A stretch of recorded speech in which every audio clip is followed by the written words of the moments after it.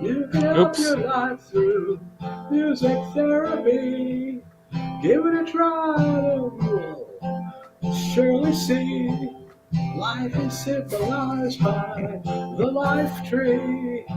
And truly happy you will be. I was in pain and now I'm free. Helping part by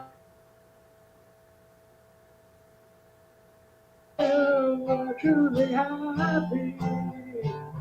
So my expression is truly free. Music therapy. How is this thing? Happy you He's will great, huh? be. Yeah. Music therapy. Of pain I'm free. Music therapy. Happy you will be. Music therapy in pain. I am now free.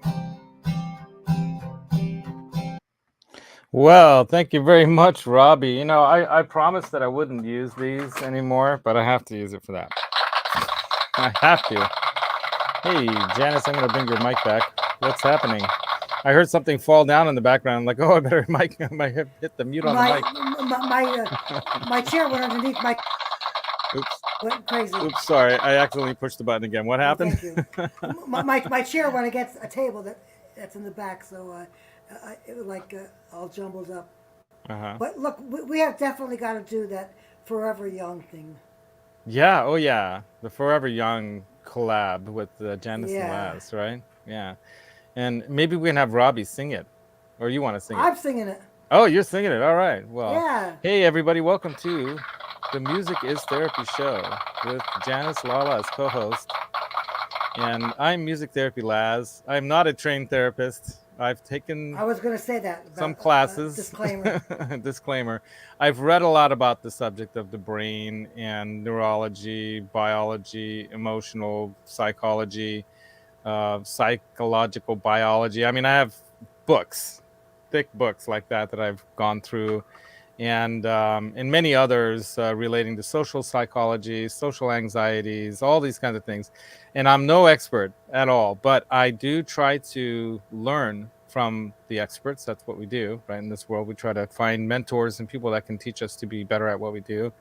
You know, like Johnny Bean is my mentor on YouTube, even though he says I never listen to him. It's not true. I do listen to him, but there's just certain things I have the ability to do or I don't, you know, and that's just the way it is. But do love Johnny Bean and Janice and everyone in the chat here. So far, we have a bunch of people I'll say hi to, but I just wanted to kind of just bring up the topic here that I came up with. I was trying to find a topic for this Sunday because originally I was planning to be at the Monterey Laguna Seca Raceway here in California for a friend of mine who's going to probably race the last time on the track there as a motorcycle. I think they call it Super G or something. Well, I don't know if I'm confusing it with like maybe it's because Super G Force. I don't know, but like, you know, when you do skiing, the Super G is like that really fast when they come down the hill. Oh, by the way, I'm using this view because people kept saying, why don't you do the one where it's the better view, not this one, because you guys are so far away. Why not that one where you guys are right up close? So that's what I'm going to put there for now. But yeah, I was trying to think of a topic last minute, and I'm always scouring the internet with all of these like who's an expert of this, that, and the other thing. And one of the new ones that popped up. Oops, I'm hearing it back. I'm muting my phone. Okay, yeah, I have mine on too. Yeah, because you want to watch the chat, right? Yeah. Contribute to the chat. We'll contribute to the chat. And I'll say hi to everyone in the chat. But I came up with this because one of the ones that I watched that was really, really good was on, you know, sexuality and what we're experiencing now, they say, in our era, this millennium or whatever you want to call it, this century, this decade. Well, maybe not century. Well, the 2020, the 2000s, 21st century, or is it the 22nd? Yeah, it's 21st century, right? Experiencing a sexual or a sex recession.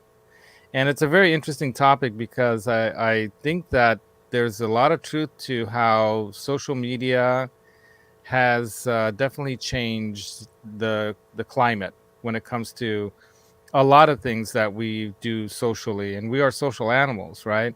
And music is a big part of that. We hear a lot of complaints about people that there's no good music written anymore and blah blah blah blah. Well, that's something that I think a lot of people that have their favorites from when they were young, and it mattered.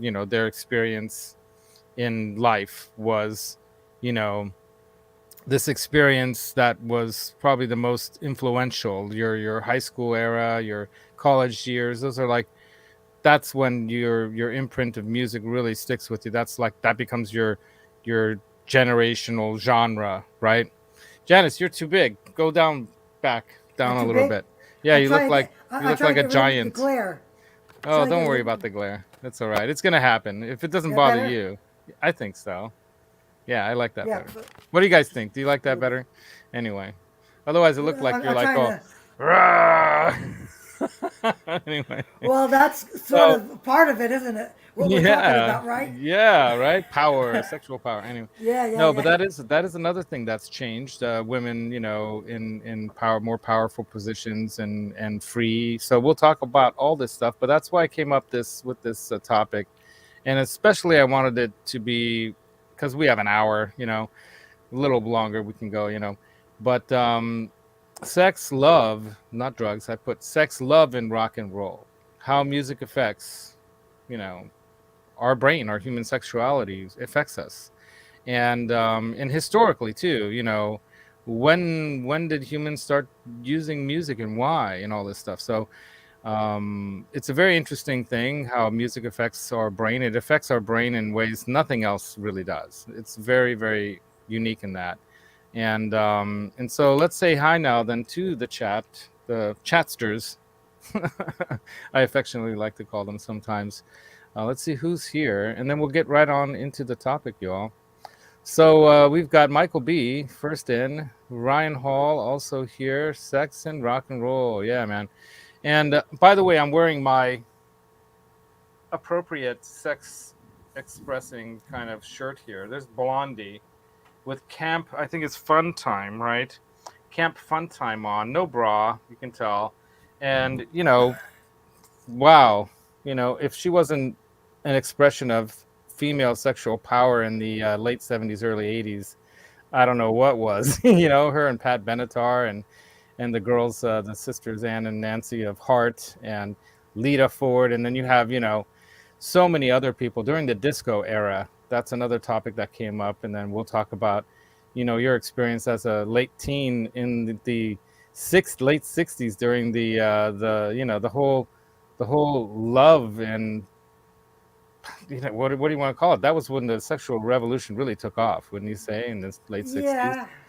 And rock and roll probably really affected it. But let's keep saying hi to people. Charles 75N is also here. Hey there, he says. Sean Hawk, you got 24 people already here. I was a little bit worried that this topic might scare a lot of people, but I'm glad that you guys are mature enough to be here. I'm scared. Don't be scared, Janice. I'm scared stiff. That's Oh, that's wait a the, minute. that's what she said. No, anyway, that's a good one. But the bottom line is that this is a topic that I think we all think about all the time, but we don't talk about it, and that's the problem. We don't talk about it enough, and we don't, how would you put it? Communicate is what talking's supposed to be, right? You don't communicate enough about sex and sexuality, and why? Because it's like taboo or it's shameful, and all these things were taught by some societal norms or whatever you want to call it. Protestantism here in the United States. If you ever watched Monty Python stuff, they do a great one on the Never meaning of did. life.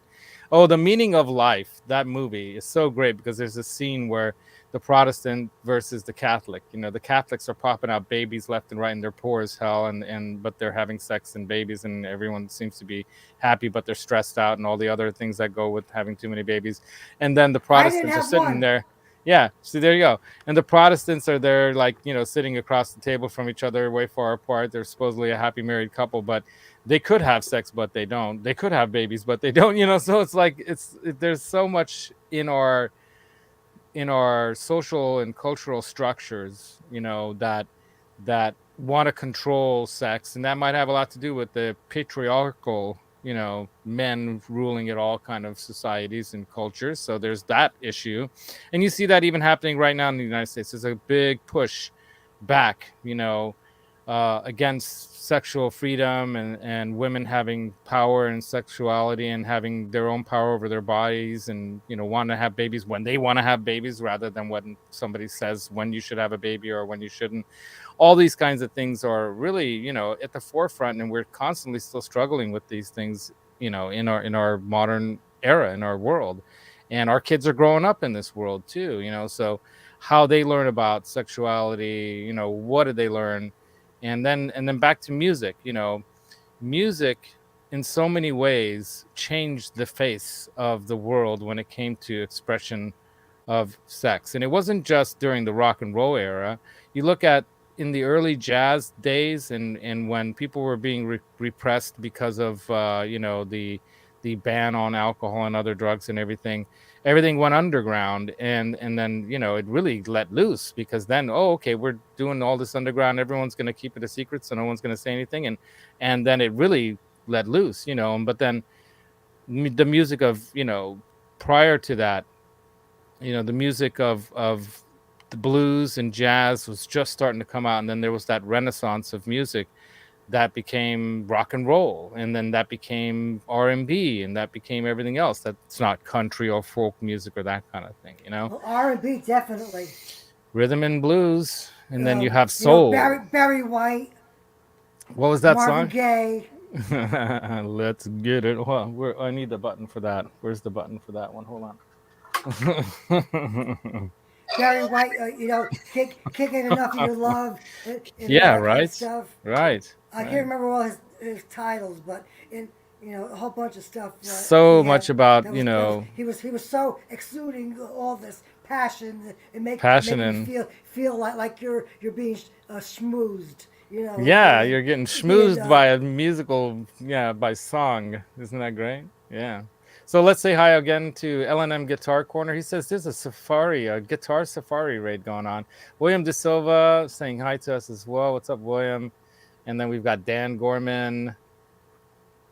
And then uneffing believable is also here because Charles bullied you into it. Well, even the name of your channel there, dude, That you need to get, instead of getting uneffing, you got to get effing.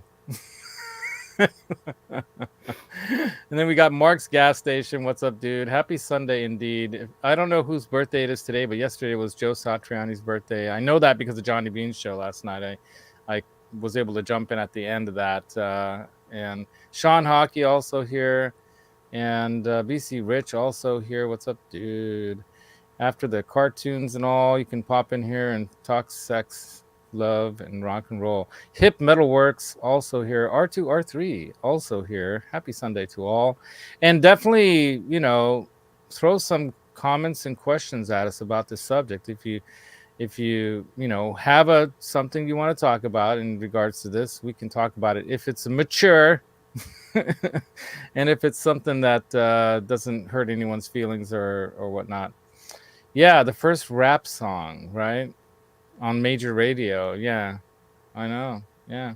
Well, Blondie, they were pretty smart. They figured it out. I think their producer at the time really helped them figure that. R2, I am not wearing pants. I've got shorts on. It's hot. It's 110. You know how hot it was yesterday over here? I took a picture of my car's outside temperature gauge, and it was 109. What's up? Ben Tom is also back. Right on. All right. First comment here regarding the topic here, I think comes from Sean Hockey. Laz, I tell my girlfriend to sing into my microphone, and she always looks at me funny. Just joking, my friends. Well, I think you're doing a good thing there, actually, Sean Hockey. You're communicating with her your needs, Yes. and that's what it is. Waiting to see if my son wakes up. Sleeping teenagers, yeah. If they were out last night, let them sleep, man. Teenagers need 12 hours of sleep a day. Did you guys know that? That's really what they need. Ron Gunner also here. What's up, Ron? And I think we're at the bottom of the chat. Yeah. Oh, Ben Tom only Oh, shares right. his birthday with Saint Francis of Assisi, the Christian guy. Well, all these people that they call saints, aren't they all Christian saints? Because that's the whole saint thing. And then we have got martyrs, and we've got all kinds. Yeah. Anyway, so on to the topic, you guys. So music, how it affects our mind, how it affects us when it comes to the way the brain works in the pleasure centers. You know, where where is it in the brain that this is all happening? I have some clips and stuff that I could share with you about that if you guys are interested.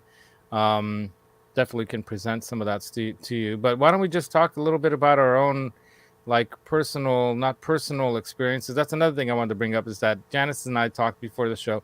We're not going to bring up or talk about our partners or our personal experiences, but we can talk about, our like generally experiences in life, and that way we don't hurt anyone's feelings or bring up anyone that we probably shouldn't talk directly about. Yeah, so here's a good one. So Ben Tom says, music saved my life, and I've heard that from so many people. And Tom, by the way, if you want to come on the show, bro, I really would love to have you on the show, because you would definitely be someone that can talk to, how music as a therapy, or just as, if you want to call it therapy, meditation, this, that, and the other thing, it's all those things. But you could talk to us about your experience and how it changed and saved your life. That would be amazing. So definitely message me, man. All my info, by the way, is in the description, how to reach me.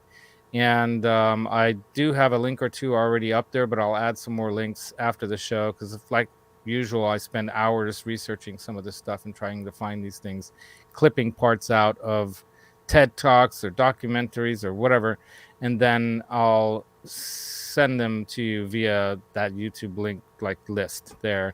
You don't have to just listen to just the clip part, like what I'll show you a clip or two here. You can watch that entire thing and get a lot out of it if you have the extra 1, 2, 3 hours. Some of these things, there are some of them that are like 3 hour long podcasts, where they're talking with the expert of the field, or one of the top, like, sex educator or sex therapist, or or music experts or whatever.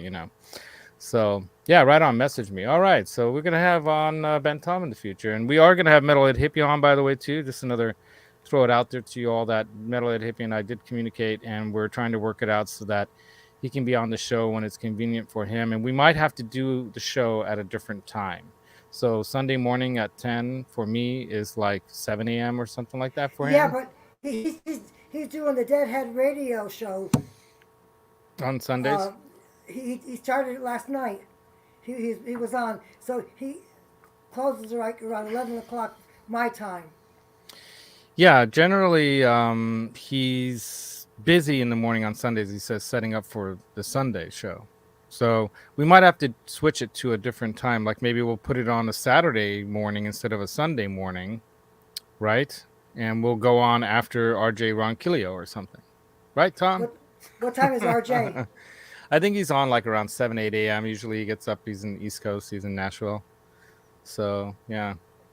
Yeah, Octopus Ears, you know it, bro. And another guy that I got to interview on this show someday too is my friend Brent. And Octopus Ears he's actually interested in psychology as a profession as well. So I really, congratulate him on taking steps toward that. That's awesome. Yeah. Yeah, and yeah, so there'll be a lot of interesting things. Michael B is interested in some things about Ben Tom's experience with how Oh, does he handle seizures and stuff. Yeah. I watched something else So at 10 o'clock. So let's get right into it. BC Rich posits something here. So let's do that.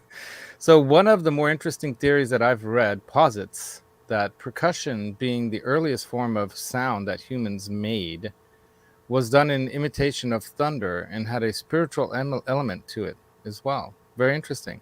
I think that that very well could be true, but if you see primates in their habitat and how they express power within their social structure, they'll bang pieces of wood onto trees, and they'll whack the trees and make a loud sound, bang, bang, bong, and that's how they will even try to scare off their enemies, when they are, trying to protect their territory. So if you look at especially, large apes and gorillas, chimpanzees, even in the wild, in their natural, like groups, they can be fairly large, and there's always the alpha, or the leader of the group, right? And generally, there's a very interesting social structure on how they have their, backers, the ones who believe, they are going to keep the group safe. And they use the sound of, banging wood and stuff that they pick up, tree limbs and stuff, and whacking it onto other trees and throwing it and stuff. So you could call that a percussive type of a sound, and they Mating use call. that, But I think mating that, call. yeah, I was going to say that I think the first sounds that humans probably started to use, if you want to call it musical, might be imitating other animals, and might be, especially females and women will coo their babies when they're crying with song. And I don't know if this is true, and I'm going to research this now at some point, but I could almost bet you that the first music was a mom trying to, settle down the baby, especially if they're under Interesting. threat. If the group is under threat and a crying child could give them away, what's an easy way to put a child to calm down? It doesn't even have to be, a lullaby that we know, but it can just be something like that, right? And so there's something to that, I'm sure. I don't have any evidence of that I can speak of, that I could show you, that I know for a fact, but intuitively I believe that that's true. If you guys think that, but definitely, the sound of thunder, the screeching of a hawk, the rattle of a snake, all these things make sounds that affect us emotionally, because it will instinctively heighten or fight or flight response. Is there a threat? Is this sound threatening, or is it not? And that's why I think human beings did cooperate and become symbiotic in their relations with dogs and wolves originally, and dogs early on, because that was probably the first domesticated animal that they used as a form of partnership and protection, partnership in finding and retrieving and getting food, because their sense of smell is so good they can take you where the food's at, and then help retrieve it, or and then they will then be kept safe from other predators that would otherwise threaten them. So there's that symbiotic relationship, right? But yeah, but music, you guys, affects the brain in very unique ways, and there's pleasure sensing parts of the brain that music lights up. And if you guys want to catch a clip on that, I'm going to try to pull up something like that in a second here, because yeah, definitely it does have a lot to do with how our brain functions. And so I did have a clip that I wanted to share with you guys. Let me pull it up in my email real quick. And then we'll talk about, like, Janice, you could tell us about your experience when it comes to as a teenager and being a teenager and a preteen when rock and roll and music and the sexual revolution began, right? In a sense, tell us what you think about that. Well, I was Let me kind of find this. not really So in 1969, knowledgeable and all that kind of stuff. during at that the point. summer of love, where were you? Summer, I was becoming a senior in high school. A senior in high school. In summer '69, and I was working at a custard stand. My uncle had a ice cream store like a Carvel. I worked there summers, and there was this guy across the street working at this garden shop, and he was really cute. Uh-huh. And was there anything musical involved in the romance there in any way? No, there was no romance. I just, it was kind of like the first time I ever really had a crush on somebody or And so, really how old did. were you? I, well, I started working for my uncle when I was like 14. So that was 1967. I was like summer of being 14. Uh huh. So, it was like every summer I would be very happy to see this guy working at the garden shop. Cool. And it was like, I think he became a musician afterwards. Oh wow, interesting. Yeah. But I didn't get into music until like 1984, 6, Well, weren't you to do it like, myself. oh, like playing an instrument yourself? Right. Yeah. Was there So any I was, music that you heard when you were young that like made you feel like, what's this feeling like? And now we might look back on it and say, oh, that was definitely an arousal, feeling. well, Was there any music, The Barry that stuff, White, huh? and uh, the the guy that I really was a really good sexual song for me was Harvey Mandel, Baby Batter. I just some that I picked up in a store one time for cheap, and it's a really excellent song that I kind of like used a couple of times when I was doing something. Check this comment out from Ben Tom. If you know what I mean. Yeah, I totally know what you mean. Yeah, I feel the same way, Ben Tom. As a matter of fact, I've showed you guys, some of you guys, my picture from my prom night, senior year in Colorado. Anyway, so I went to another couple, 3 proms after that when I came back to California. Anyway, girls asked me to take them, which is cool. But yeah, when I was in high school, I still had that long hair in '84, and I like online. I thought it would be funny to make a prom night Laz Funko Pop. It's so hilarious, but maybe I'll make one just for fun. But yeah, I had a wonderful, uh, what would you call it, adolescence and high school era was great. I wouldn't want to say I'd want to go back because why would you want to go back? But it was pretty great. Yeah, it was pretty great. Anyway, so let me show you guys this clip. So this clip talks about, and this is just a part of this like TED talk here. I'll preface that, and it talks about how the brain works, like what's happening in the brain. It's talking about the dopamine that's being, released at the point of hearing music, and then further in this, if you want to look at this, there's a link of this in the description if you want to check this out after the show. There's a lot more where this guy describes how music and sound affects our brain. So this is about 1 minute long, and here we go.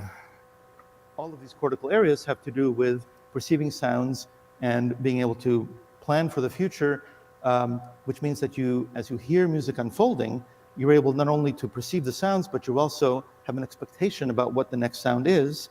And the musician or the composer will sort of play with those expectations so that they're fulfilled to a greater or lesser extent. So real quick, I'll stop it right there to kind of let you know what he's talking about beforehand. So he's talking about how composers and people who create and write music will use sounds and certain things in their production of their music, right? That will affect your brain in a certain way. So emotions and you will have an emotional response to certain sounds. Like I was saying before, you're not going to have a happy, oh, I'm ready to go embrace you when you hear the shrieking of a hawk. That does not sound like a sound you want to embrace. That's something you want to run from. The sound of some, unless you're another hawk. Well, that's the thing. As a human being, though, right? When we are hearing sounds, Right. sounds of a rattlesnake is scary, creepy. Oh no, danger. That's why they use it in songs that way, like oh, it's a little something dangerous going on here. It has these primal instinctual effects on us, right? But what's happening in the brain here is what he's talking about, how certain chemicals and things are released in the brain when we hear these sounds. That's like That's all. Oops, sorry. Sort of very Go ahead. that's like the spill the wine Right. with the rattle. Spill the Exactly. wine. Get that girl. Right. Right. And there's this very interesting spiritual connection there too with music and sexuality and all this stuff too, but in that song especially. Okay, back to this. That's all sort of very cognitive. But on the other hand, we have this interaction with what is one of the most phylogenetically ancient parts of our brain, which is these deep structures in the reward system, which we share with many other animals. So music represents a kind of a fusion, if you will, of these two systems, the most sort of advanced cognitive system with the most powerful emotion and reward systems. So real quick, stopping it there again, just to kind of like highlight what he's really trying to get across here is that music affects both that very intellectual cognitive side with the more primal old brain reactionary subconscious side. And that's why sometimes when people hear and feel music, that's why a lot of musicians don't like the in-ears and don't like the kind of removing the feeling out of music. Like, you ever hear Rick Beato talk about when, you know, somebody, or it might have been somebody else too, when somebody completely ruined the song by, you know, quantizing everything. He had that one video about quantizing and how it ruined music and how, you know, computers ruin music. Music is not supposed to be logical. It is a mathematical language in a way, but it's also, you know, emotional. And if you take the emotion out of it, this is the thing about AI that's fascinating me, coming future parts of what's going to happen to our lives and society, is it can mimic, it can, just like, you know, a lot of our devices, right, the digital stuff, it can mimic things, but it's not the thing. So if you're having sex with a sex doll, you're mimicking sex, but you're not having the thing. And the thing that matters most when it comes to sex, not just creating a baby or getting off, because that lasts seconds to get off, right? And, well, for women, it might take a lot longer than seconds, but It lasts a there little bit could longer be, too. yeah, and it'll last longer too. Yeah, it can, and men can have that too. Hours. There's definitely, yeah, Hours I mean, sometimes. yeah, you can definitely have extended sexual orgasm. That's a thing, you know. And people do that through tantric, you know, where you're not even touching. Tantric, you know, sex and love. So a lot of it's in the mind. So what he's talking about here is those two parts of the mind that come together with music. Music is always used in those kind of scenarios or situations. Can you, okay, you know, a lot of porn that people watch today probably doesn't even have music in it anymore, right? It's just like the act. It's just like the thing. And then people just get off quick or whatever. You know, it's just, it's not, there's no intimacy. There's no emotion. And that's part of what's part of this issue that another sex expert was talking about that we're in a sex recession right now because we're not having good, healthy sex, not as much as we should. Another interesting thing about music is, get this, over 90% of the top Billboard Top 100 hits, over 90%. I think she said it was like 94%, but that was like a 3 years ago. Over 90% of it is sex, and in its sex is in its topic. You know, there's a lot of sexuality in this, talking about it or expressing sexuality or something sex related in the topic of the song.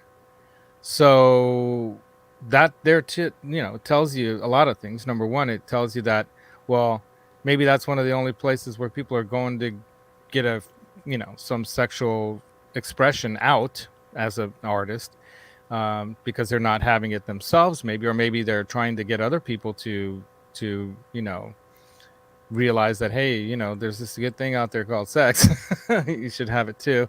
You know, there's a lot of different reasons why that might be the case, but it also speaks to the fact that it, right to the primal instinct of survival and needing to survive, like what he's talking about here too, is that it's part of our pleasure centers in our brain that are activated by music, and your feelings of arousal, especially in mood towards, you know, wanting sex, can be awakened or aroused by music. because of the way it works in the brain. So let's go back to the end of what he's talking about here. And this is basically the idea that I want to leave you with, is that music has a great power to engage us, to make us feel emotion, and to change. All of these cortical areas have to do with... So that's the end of that clip. But he goes on, and I don't want to take up too much of the show with the clip and talking about it, but that link is in the description, and it's like about only 16 or 20 minutes long, and it's packed full of information. So it's really, really good. Yeah. So Ben Tom saying that, intimacy over physicality, and sometimes you need that physical part of it too. But it's usually rather unfulfilling if it's not, if there's not some emotional or, intimacy involved. However, that's the difference between the love part. So part of the topic that I put here was love, sex, love, and rock and roll. So sex and love are two different things, as we know. Another thing that's really interesting that I've been learning is that a lot of people are in sexless relationships. So they're in loving relationships, but they don't have sex enough or as much for whatever reason. And they'll forego even sex for love because love's more important, So there's another gal that has a really great topic that I thought I'd bring up. But let's look at what the chat has to say here, because the chat always has some good things to say. Robbie loves Sean, which is really nice to see. This brings me back memories of music in school. Yeah, right? Music school. All right. Let's see. Let's scroll down. So, sorry, not supposed to say personal stuff. Yeah. Absolutely not. So, my last serious ex-girlfriend and I would be in bed for like 3 hours. That's awesome, dude. Yeah. And sex isn't just the act of intercourse or something like that either. That's another misconception of what sex is. When you speak to experts in the field, it's not just that. And of course, for women, it's, I'll say the C word, the clitoris, is not just that little tiny pointy little thing in the top middle there. It's actually a 10-centimeter long. This is from a British sex therapist or sex expert. It's actually 10 centimeters in size, and it's like a wishbone that comes from there and works its way down in the legs. So not only do you have erogenous zones there. Why? Yeah, that's why. And that's why vibration in a vibrator and using vibrators is probably the best way for a woman to actually have an orgasm. And I read a book that was really, really, good for me to learn about. Not that, you discover these things in healthy sexual relationships along the way too, especially if you can communicate well about sex. But I also read a book that's called She Comes First. And every sex therapist that has, their what together knows that if you can first get her off, the sex will be better for you too, as a man, and for both of you as a couple. But it doesn't always have to be that way. So you can kind of mix it up and trade it up. And sex isn't just getting off. It can also be, the breath on the neck, or a kiss on the ear, or a nibble here or there. You can be out at some dinner thing and just in passing, grab the buttocks, anything like that gives a little bit of a, hey, And another thing that another sex expert talks about that I think is really important is that when you are in relationships, and they're long-term relationships, like I've been in a 14-year relationship now with my sweetie, we've had our ups and downs in our relationship, revolving around everything that everyone has, everything from finance to where we're going in life to having a kid that we couldn't have, all these we went all through a lot of different things, and our sex relationship too. There's ups and downs and all that, and there are patterns that people fall into, and sex experts talk about this, that if you think that you're going to have the same sex like you had in the beginning of your first few months into the first year, 6 months to a year or so, the rest of your life you're fooling yourself. This whole idea that, like that lady who published Cosmopolitan magazine, that you can have it all thing, is a big BS. She didn't know what she's talking about. She's just trying to sell magazines, right? Bottom line is that you can't have everything all the time that way, unless you want to keep changing up partners. And that's what a lot of people end up doing. And either they have an agreement with their love partner that that's okay, or they don't, or they replace that, or they substitute pornography or some other form of excitement, or whatever you want to call it, changing up, role plays, another thing couples do, group sex is another thing couples will do, but they won't allow that to affect them emotionally. That's just a sexual thing. It's not a love thing. And the love thing is the intimate, separate thing from the sex thing, right? And this lady even talks about, I'll bring her into the thing here with the clip.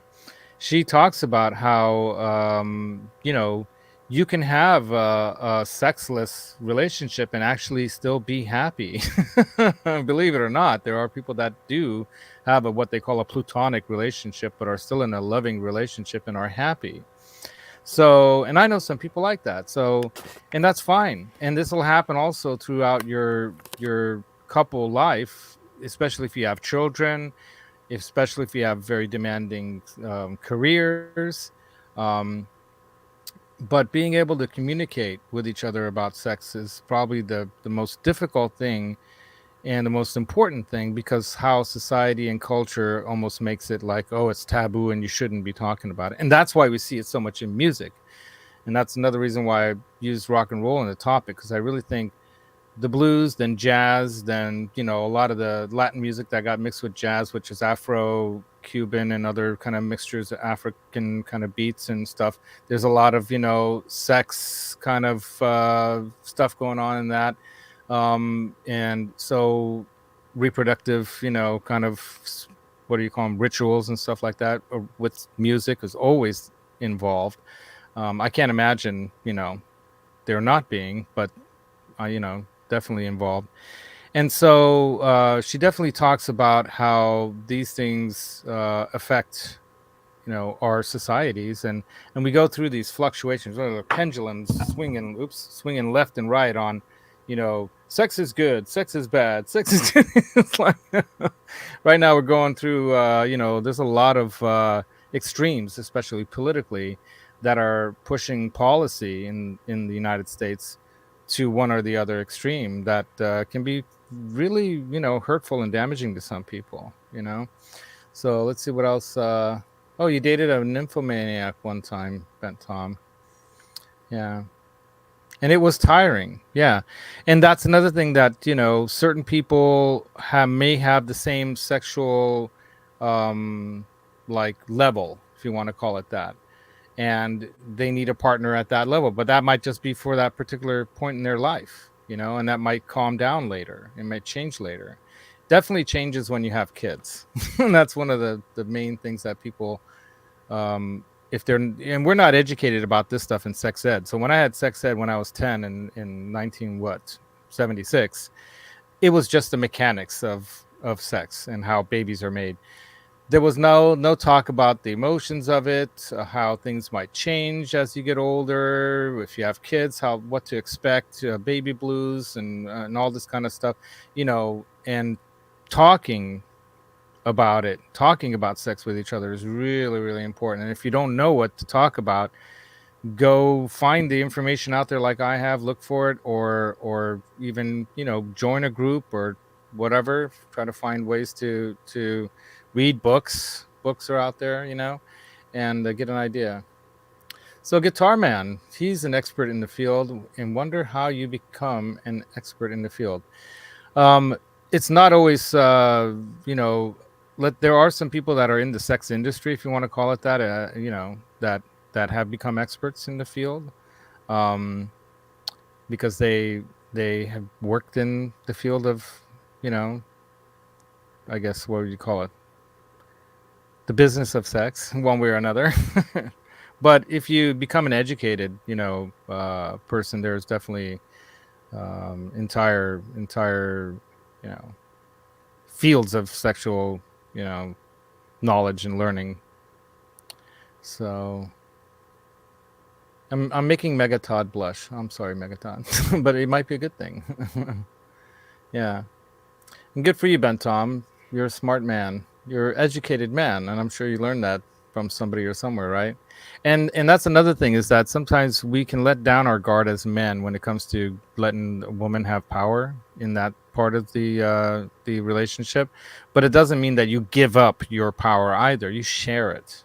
One woman spoke about it like an expert spoke about it like a game of tennis. There's back and forth, but if you're playing the same game and the back and forth is always the same and it's never different, that's boring as hell. So after a while, you're gonna get bored with that. So you gotta change it up. You gotta run up to the net sometimes. Sometimes you have to go for that ace serve. Sometimes you gotta go take a break, and then come back to the game. So there's a lot of stuff going on in that. Yeah. So Laz is the new Dr. Ruth. Oh, thanks, Sean. I don't think so. Yeah, I'm learning, just like I think we're always able to learn. Yeah, we're always able to learn. All right, let me pull up another. Too. Yeah, so Janice, tell us something. I do too much talking. Why don't you talk while I look this stuff up? I'm gonna try to find another clip here that I saved in my. So tell us about music and how it makes you feel as a woman, like the music that you listened to during the disco era. Did you go out dancing and do all that stuff too? What Yeah, was I it? do the hustle. Yeah. I do the hustle. You did the hustle? Yeah. Right on. I did the hustle. I did the twist and the monkey and the frog and the swim. The swim.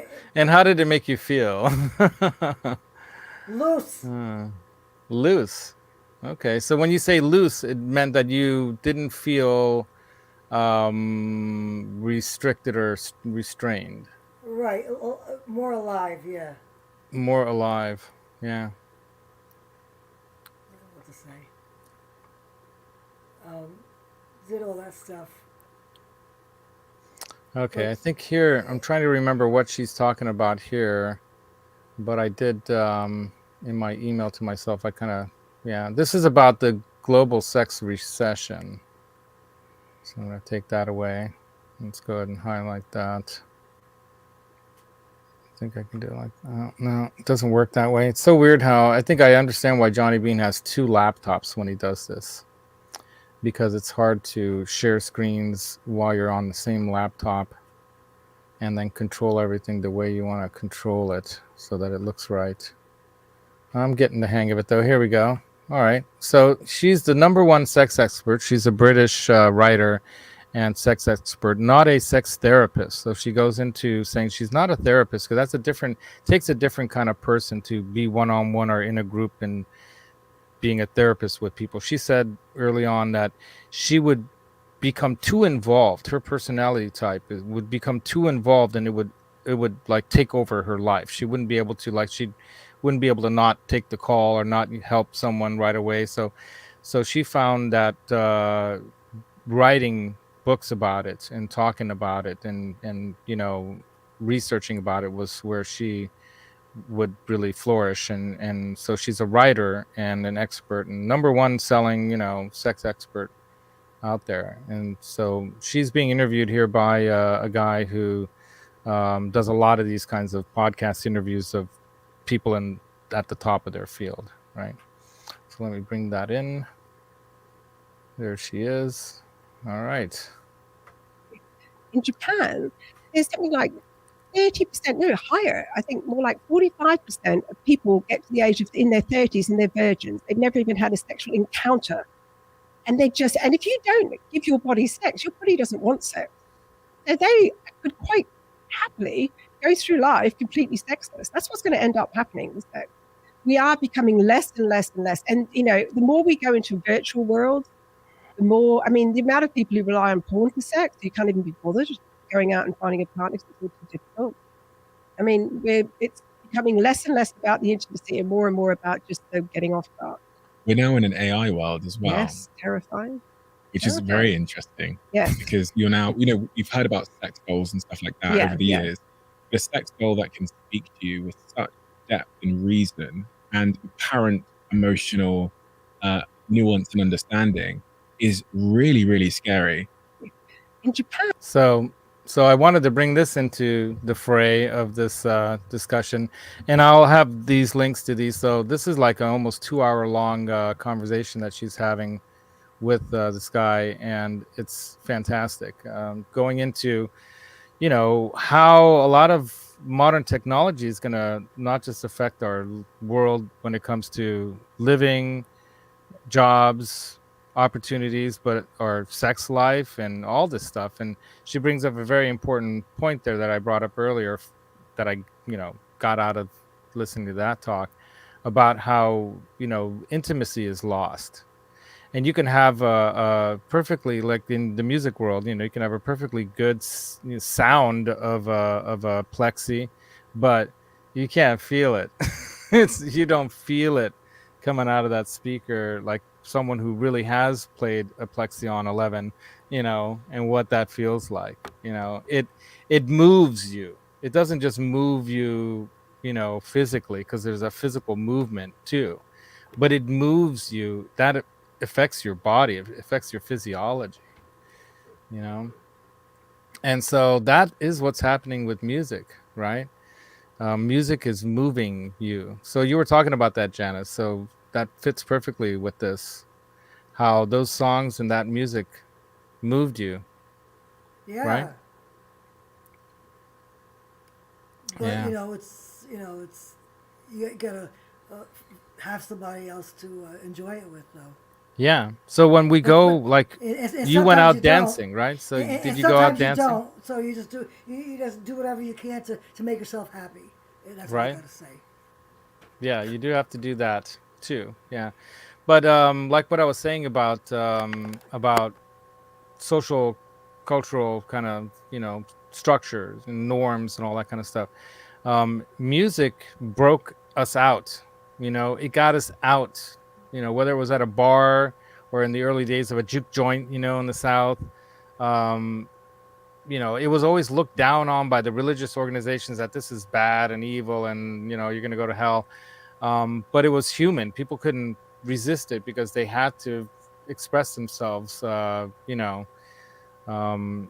Because there was an emotion that they needed. They needed intimacy, and maybe that's where religion might be making a mistake when it comes to human connection with God. If you want to believe in God or not, that's up to you. But if we are all part of God, if God exists that way, okay, then we need to be able to connect with each other too. And we have to be able to allow, these good emotional things that are good for us in as well. And we can teach each other and learn from each other how to do this in a healthy way. And I'll say healthy because, I think that's what it's all about. It's about, healthy, good sex, right? Is what's important. And a lot of people through music might have let it go out of control. Maybe they had bad sexual experiences because of that too. That can happen as well. But there's another woman that talks about how music made a difference for her through her ability to express herself, through music as a what am I doing here? As an adolescent, or as a high school age, middle school, high school aged person. So let me find that one here. This is pretty cool. Yeah. So this is about she calls it a reclamation, and she's a artist as well, a rap or maybe not rap, but hip hop artist. During her she became got into rap, and then she became a hip hop artist. But then that didn't work out, making albums and this and that. And then she found a way to get involved in music therapy and that kind of thing. So let me bring that one in. And this is just a clip of, I'll put this on the description if it's not there as well. This is just a clip here too of her talking about, her experience. Like most, I use music as my way of healing, coping, and connecting. I spent more time with my iPod than I did my peers and parents combined. Like any teenager, conversations of sexual activity will happen, but not in terms of my sexual agency, my emotional health, or physical agency. My psyche was disturbed by this reality, but I had no real words to describe what I was feeling. Upon moving from Inglewood to the Bay Area to attend college, I became exposed to an entire different scope of understanding about the role of music in my life. The radical dialogue in classes like FemSex and Women in Media helped me to put the pieces together for myself. According to a 2017 report by Nielsen Music, on average, Americans spend just over 32 hours a week listening to music. Like most. So that's that one part where she talks about, her experience where music was very healing for her. And that talk's not that long either. It's like about, let me see. Okay, that's just a clip. But if you watch the full video, it's about what, 10 minutes, maybe 11 minutes long. And she's still a very young woman, but has experience in life, talking about how music, was healing for her. She was bullied as a preteen, and she started rapping, listening to music, like she shut in, right? And then started expressing by starting to do her own raps, and they used to do in like in their school in Inglewood in the Southern California, right? They used to do these like rap offs, or they're like they're like one going against the other kind of thing, and she was really good. And so then she became kind of like famous in her group there, and then she was trying to become an artist, but never got further with an album or anything like that, several times trying but didn't. And then she found her way into teaching and doing music therapy and that kind of stuff. So music, when it comes to like women and sex, also is a place where women have found strength and power, right? You look back, like Pink is a great example.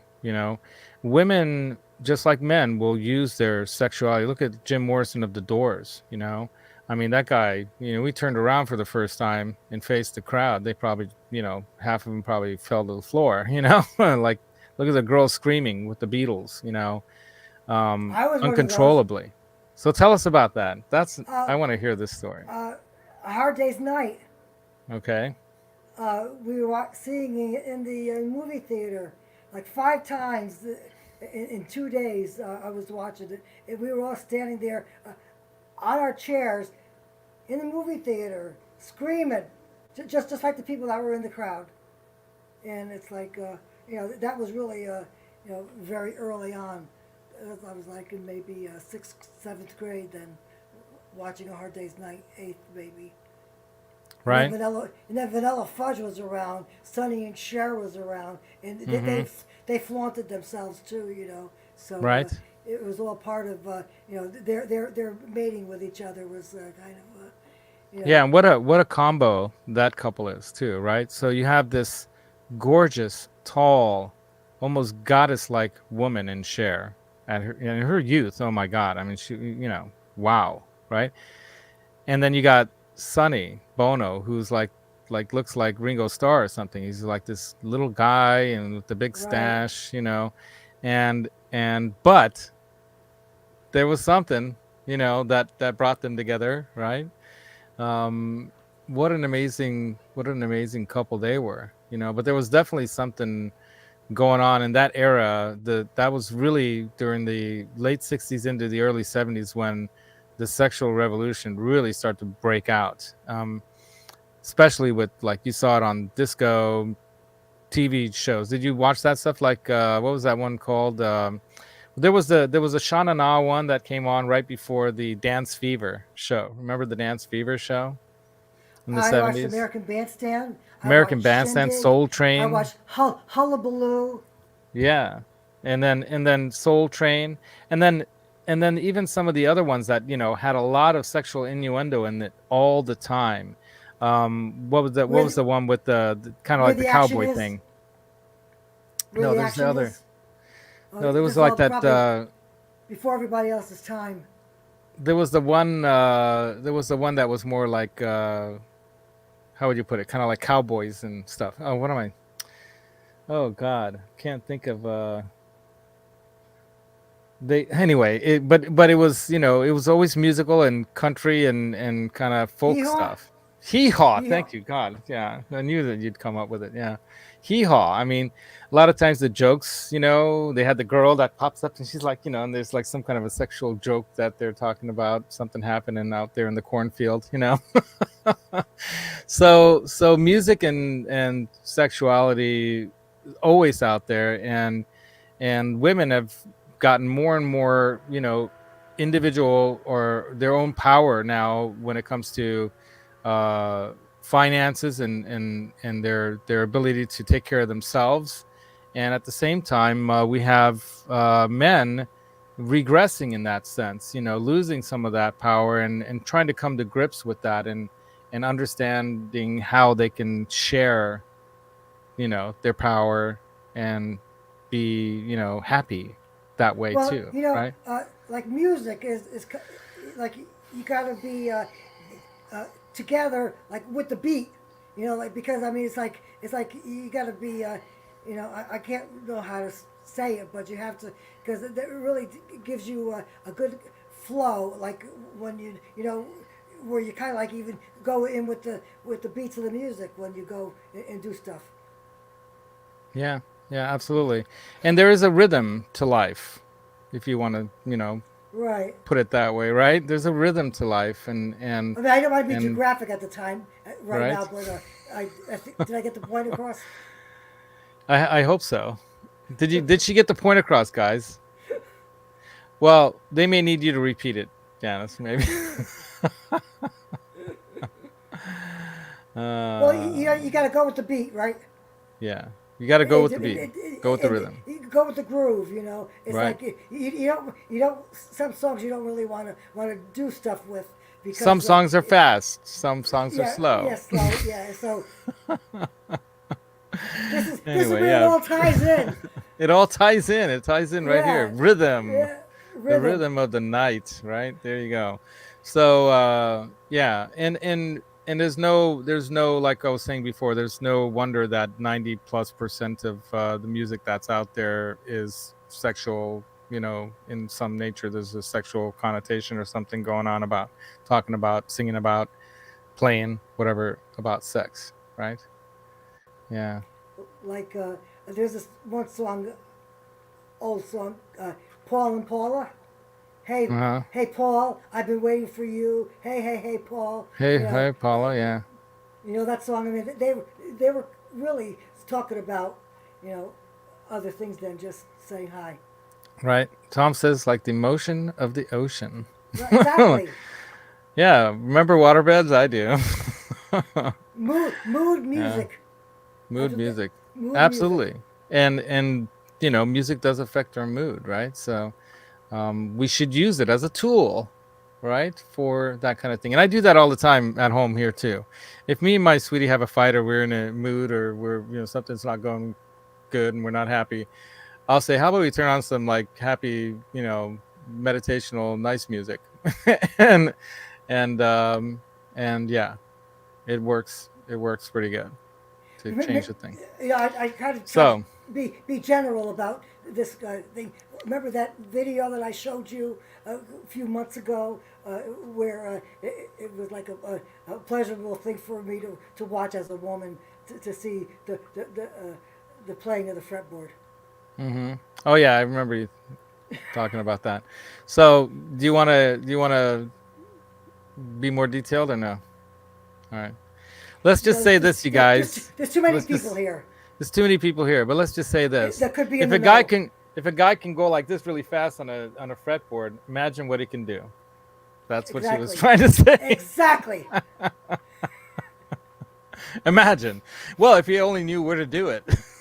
That's the other. At 170 BPM. At 170, we got the BPM down as well. Well, you might want to change it up. You go a little fast, a little slow. You got to, can't just go one tempo the whole way all the time. But maybe it's good for a few minutes or more, right?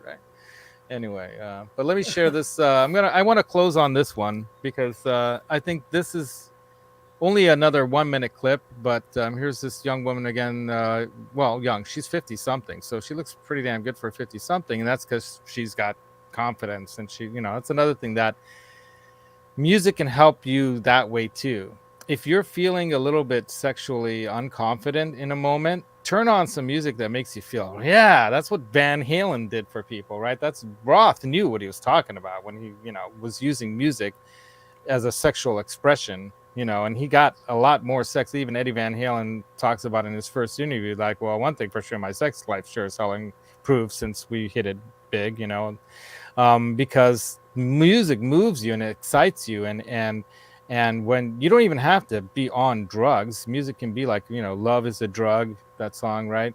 Music too is kind of like that too. And it'll get you in the mood. So if you're not feeling very confident about yourself or your body or whatever, tune out of your perception of that and tune into something else. Like music will get you, into a different space in your mind, in your feelings, and you'll start, that'll distract you in a good way. It'll take you, it'll just like meditation, sometimes hearing the om bong. That's what I love about Robbie's gong, man. Bong, Yeah. Doesn't that just move you? How can it not? But I wish I was in the room feeling it, because hearing it on the internet's not the same, but it's better than never hearing it, right? So here's this gal again talking about this subject, and I wanted to close on this one because I think this is really important.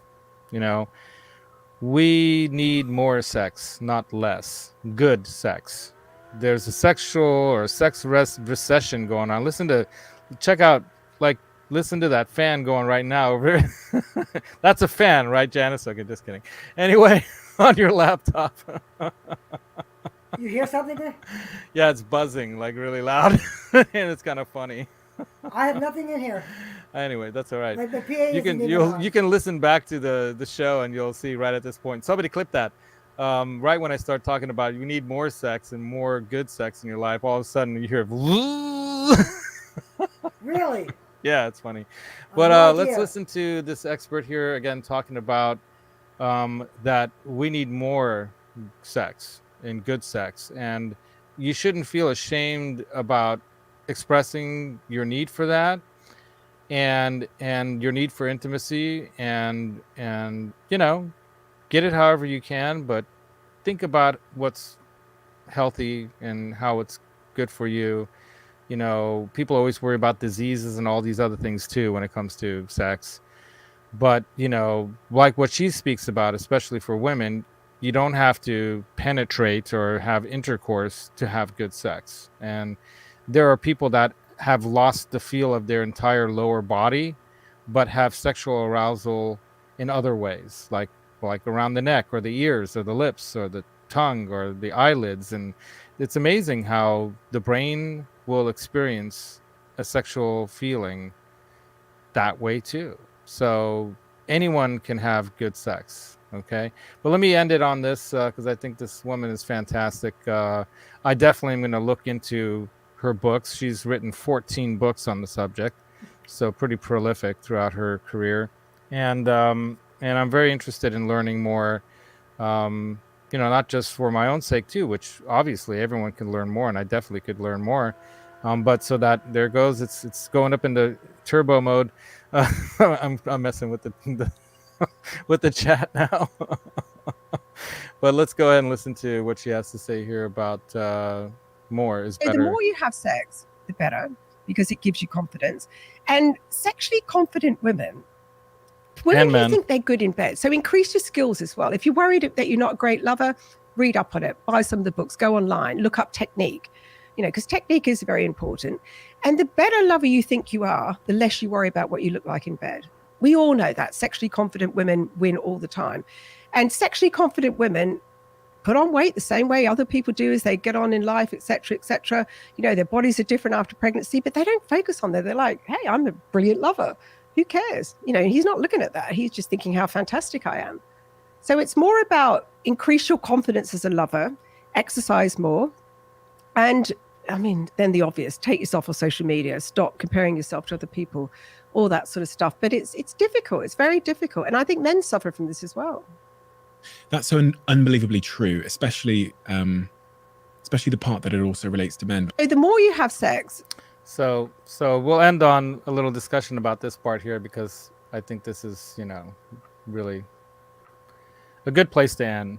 So what she's talking about here is that, and I've had this in my relationships too, you know, and that's why maybe they ended, you know, but the bottom line is that sex just doesn't have to only be intercourse. There's lots of different ways to enjoy sexual, you know, relations with someone.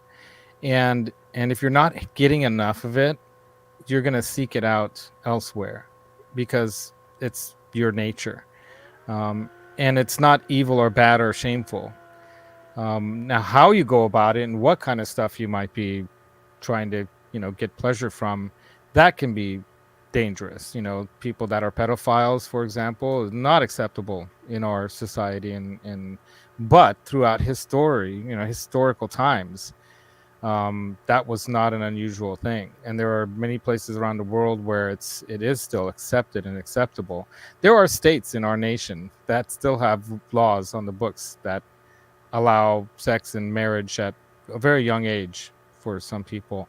So I'm not saying that's good or bad. I'm just saying that that's a fact of how society used to accept certain things. You know, whether we perceive it as good or bad now is a different thing, right? I think we understand a little bit more about maturity of our mind and emotional, psychological maturity.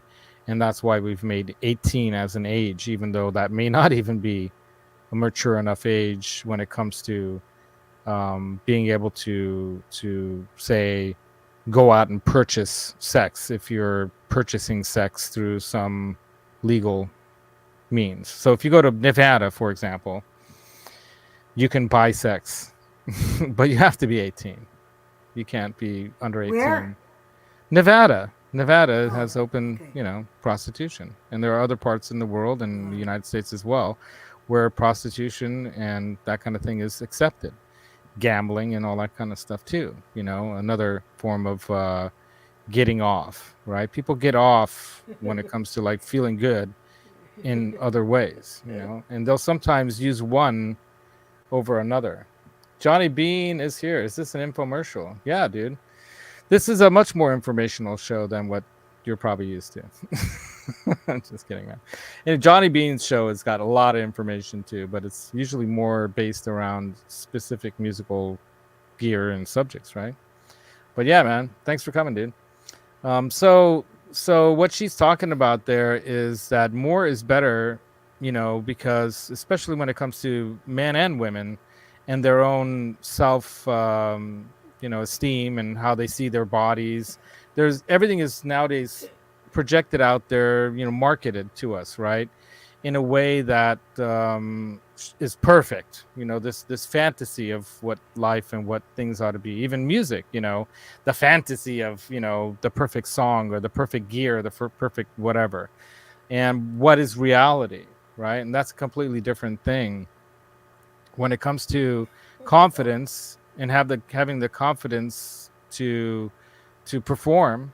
Just like as a musical performer, it takes practice and it takes, you know, doing it more. So more is better. It's like what she's saying here.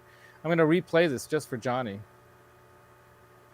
because he probably could benefit from this. So the more you have sex, the better, because it gives you confidence.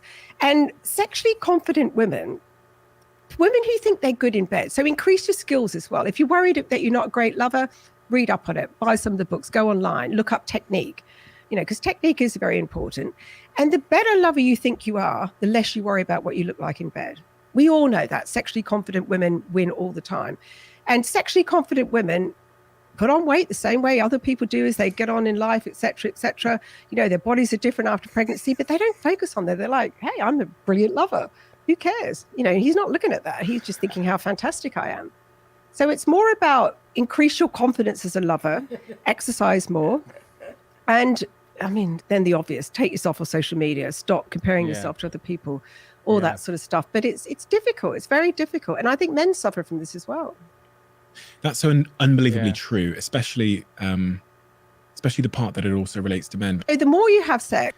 So, and it goes on. So that's like a 2-hour long conversation there, you guys. So it's definitely worth checking out. Definitely worth checking out. And yeah, I think that's the show. Janice, what do you think? That's good because should we use the fake clap or should we have real clapping? Do we want to have clap? fake we don't want clap. We don't want clapping. You don't want the clap? No. Which is another show, right? That's another show. Yeah. We don't have to have that. But yeah, confidence is you're gonna build confidence in the exercise of the thing that you're doing. So whether it's playing guitar, playing, piano, drums, playing music, sexual, she talks about, technique. You can read up on it, man. Read about sexual technique and have an open discussion with your partner about it. And, maybe not on the first date, but you should definitely get an idea. Oh, and Sean, I'm really glad you brought this up. This is really, really good. I'm glad you brought this up. Okay. Maybe this is something very important too. So Viagra, she talks about that too. It's probably one of the worst things in some ways that's happened to many people because of how it's being used. And that's just like any drug. Just like you can take medication for depression and other mental health problems, but if you're not doing some kind of talk therapy or some, discussing how it's working and why and what's going on and how are you using it, it can go really, really, really wrong. And here's one way that she talks about it. Young men will use Viagra so that they can, like watching pornos, they think it's all about being hard and just giving it to her, and that'll maybe be fun for someone for a while, but then they're going to have to be constantly using the Viagra all the time, because then what if they kind of cut down on the Viagra and all of a sudden the girl's like, hey, what happened to your, big, where's the bull? Now I've just got, a little goat here today. So it can wreck that, because if you're coming into a relationship where, hey, I'm virile and strong and I can just pound you with this thing because I've got this drug going through me, just like anything else, it will only last so long before it'll affect you, like, physically and mentally. Confidence. Like the saying is, I never knew he drank until I saw him sober. Right. There you go.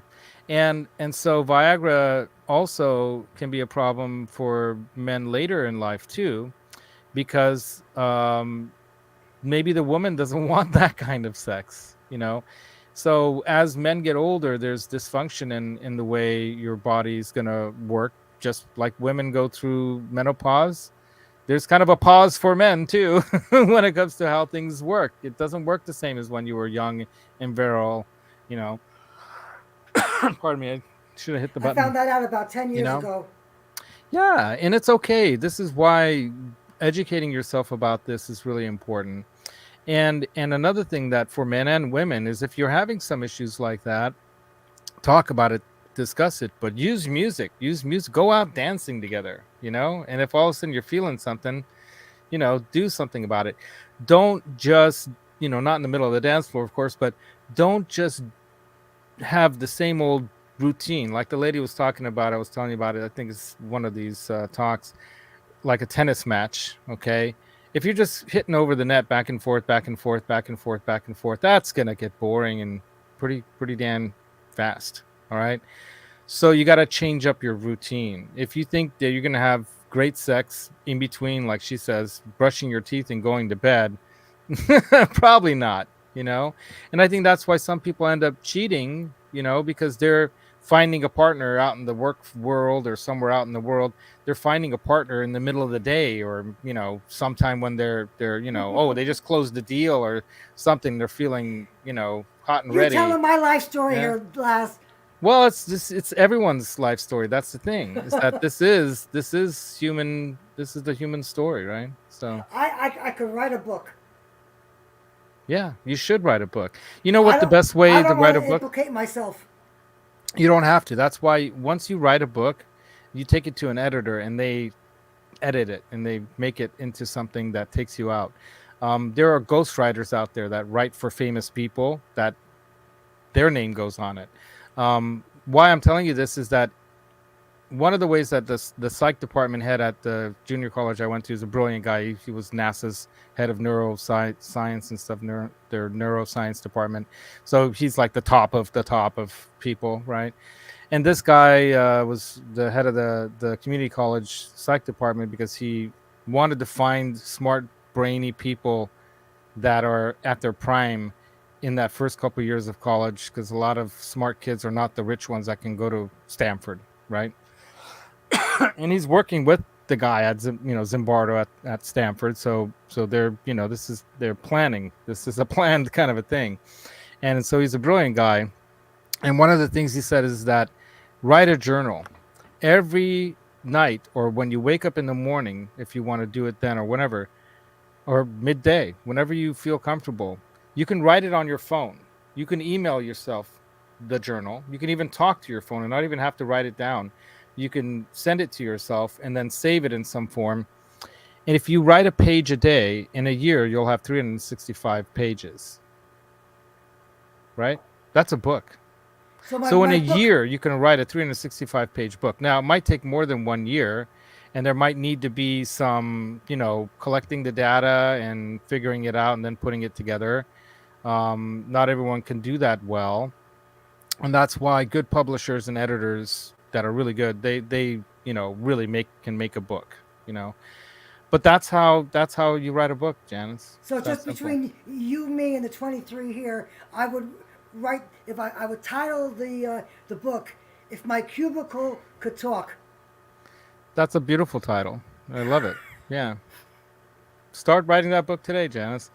Just don't think about it like you're writing a book. Just start telling stories.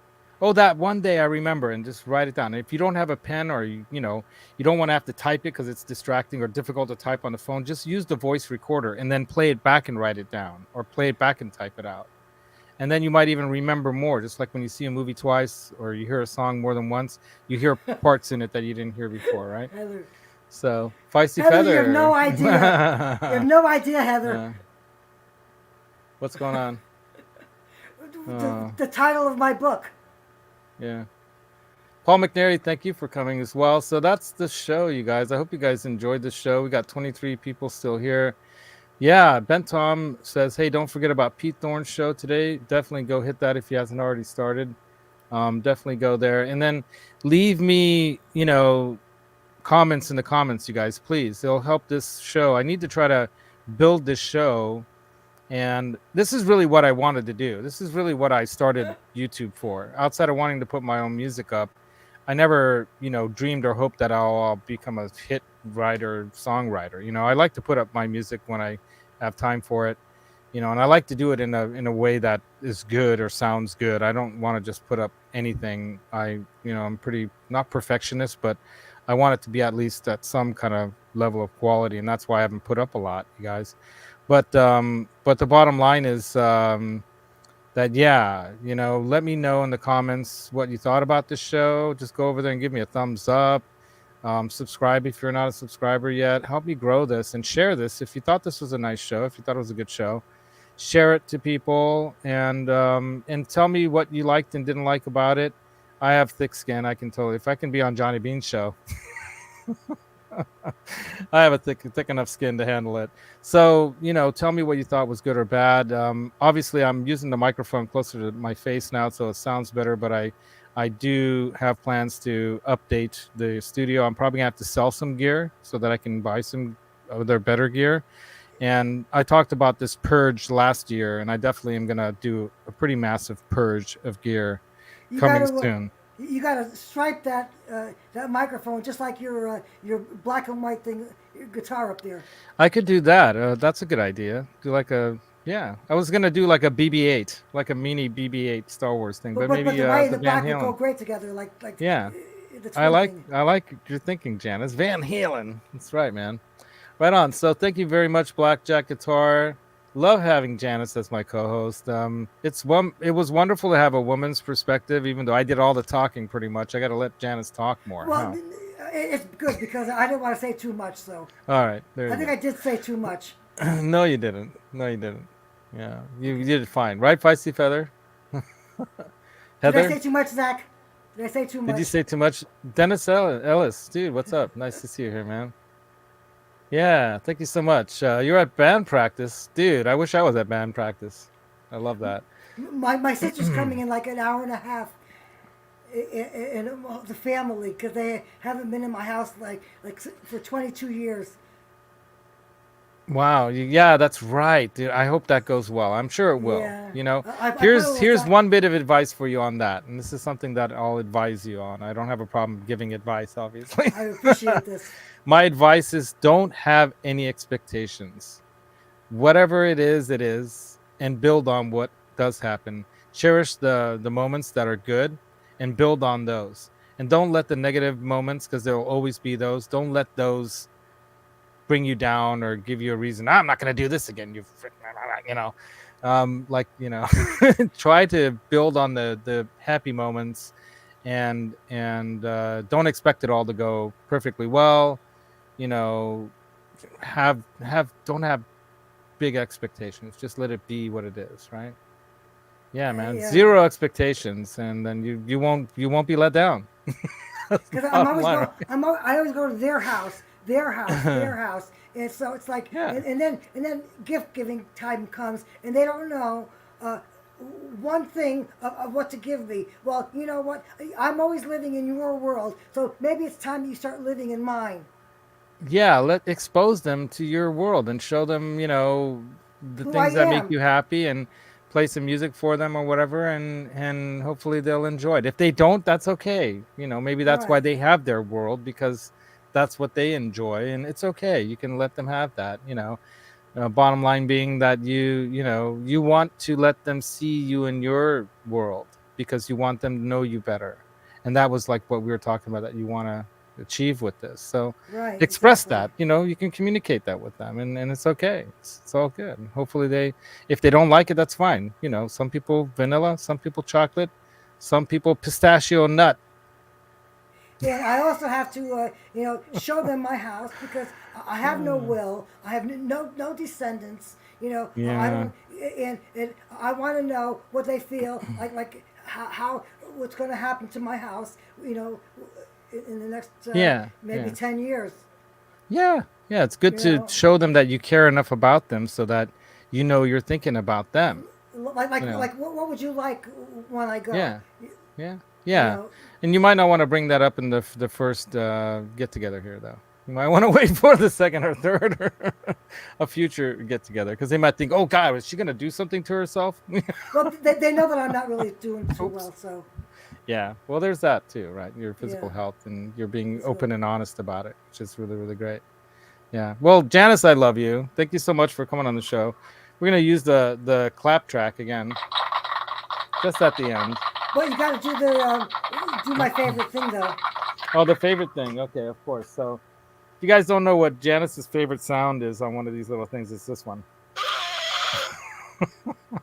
What do you call it? The groaning moan, The groaning moan. and That's that's funny. part Followed of the show by- too, today. Yeah. Very white there. Oh yeah.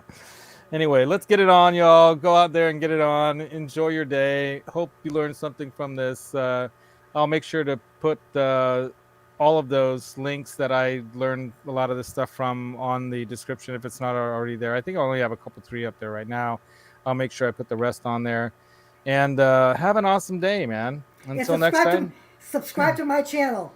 Yeah. Oh, by the way, subscribe to everyone's channel here in the chat, Yes, you guys. exactly. So I'm really bad at like putting up people's, like links and stuff like that.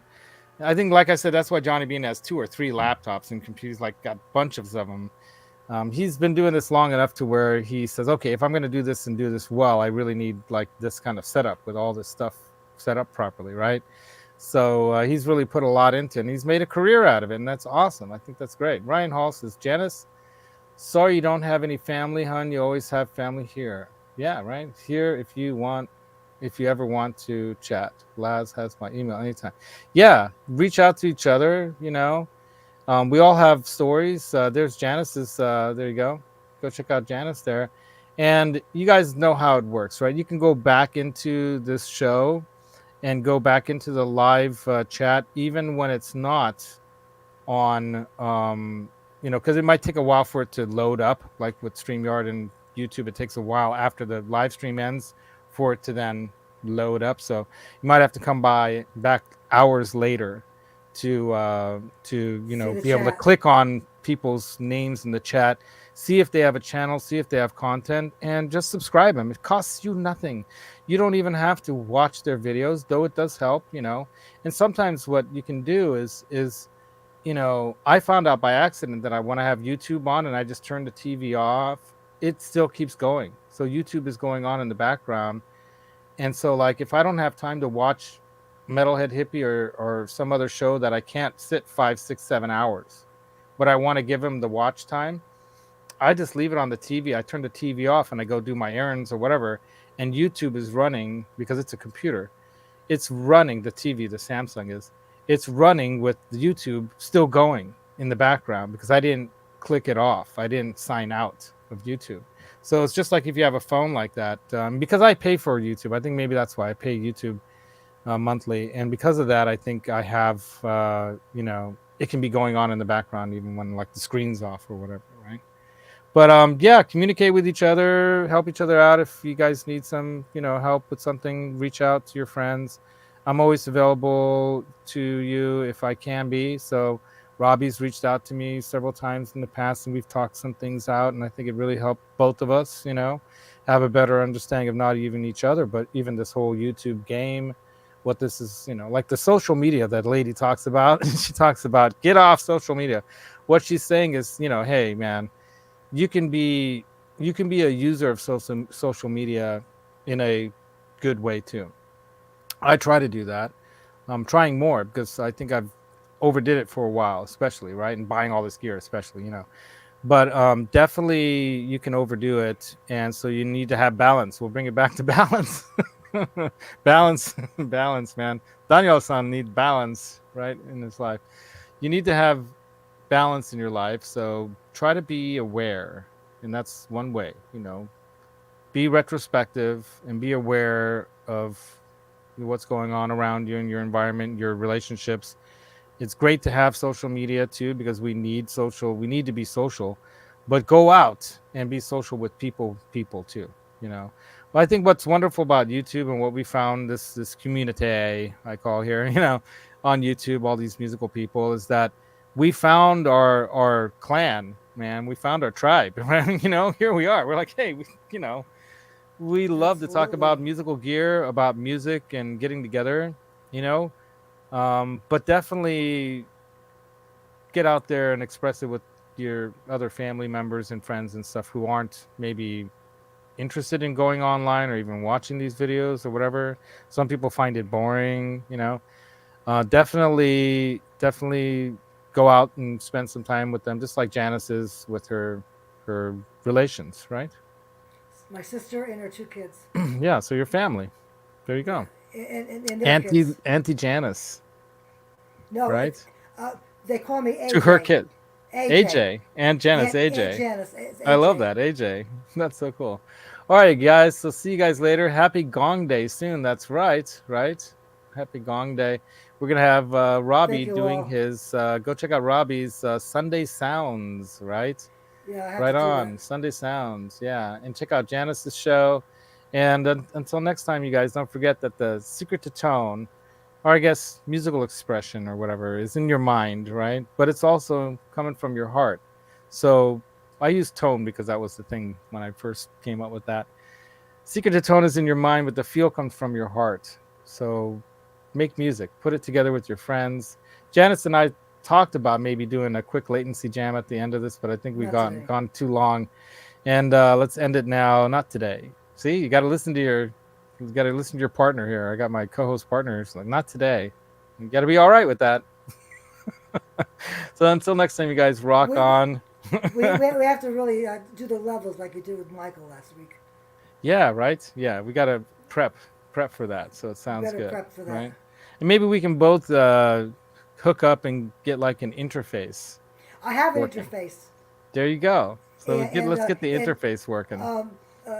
Francis DiMarzio was helping me with it. Right on. Francis is such a great guy, man. That guy's. I love you, Francis. Where are you, man? Anyway, I need to go check out the hippie show some today. But yeah, I'll be around most of the time today, so I'll be able to some degree, be in some of the chats of some of the other shows. But as usual, I'm always doing other things and lurking. You know, Zach Tong, going back to sleep tonight, 11 o'clock. That's right. ASMR tonight, 11 o'clock. That's right. ASMR, Johnny Beans, Eastern, 11 o'clock Eastern. And Zach is going back to sleep to forget about the whole conversation. That's right, Zach. That's all right. He's just laughing. That's all right, dude. You know. Don't tell your friends. Don't tell your friends. Yeah. Don't tell your friends. All right, you guys. Until next time, rock on. Be good and be good at it. That's the one that I think is the best. Did you hear it? Yeah. I know you like this one. We'll put them together and see what it sounds like. Oh my God.